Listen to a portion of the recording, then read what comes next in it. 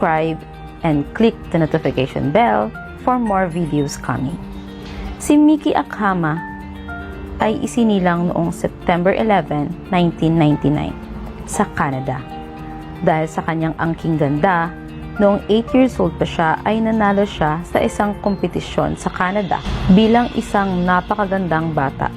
Dahil nga doon, sumikat siya bilang isang model sa sikat na kumpanya sa Canada. Ang ina ni Miki ay isang Chinese and half German at ang kanyang ama ay isang pure Japanese. Nakitaan si Miki ng mga magulang niya ng talento sa pag-awit at pagsayaw. Kaya nag-hire sila ng isang coach at dito na nga niya nakilala ni Miki si Zhang Muyi, 24 years old. Si Zhang Muyi ay isang sikat na Chinese pop star sa China. Kaya walang atubiling kinuha siya ng mga magulang ni Miki.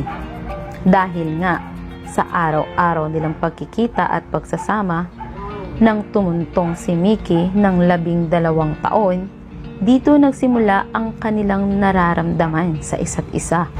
At nang nagsimula ng magdalaga si Miki, napakakapante niya kay Zhang. At dito, sinasabi niya ang lahat niyang sikreto. Naging open si Miki kay Zhang patungkol sa mga usapang relasyon. At dito, sinasabi ni Zhang na kung magkakaroon daw siya ng nobyo, ay sisiguraduhin daw niya na mapunta siya sa lalaking hindi siya lulukohin at sasaktan.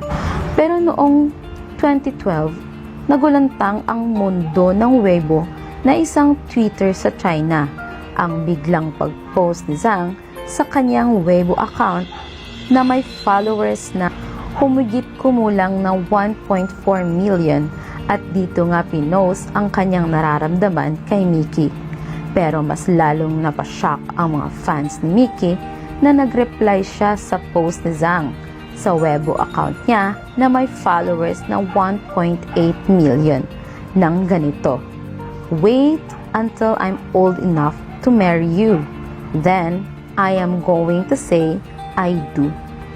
Maraming samot-saring reaksyon ang mga fans nila sa kanilang post. May iba na didismaya kay Zhang. Mayroon ding iba na nasiyahan at nagbigay ng suporta sa dalawa. Pagkatapos ng post na yon ay masaya ang dalawa na nagpo-post ng mga happy moments nila na magkasama at isang bonding din nila ang pagkanta.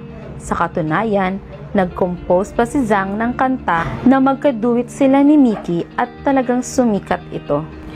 Pagkaraan ng 6 na taon ay nag-post ulit si Zhang ng larawan na may nakagown at dito sinabi niya na "You've made me see the most beautiful picture in this world."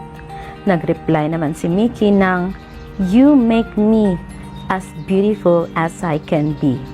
Ikinasal sila Miki Akama at Zhang Muyi noong April 4, 2018.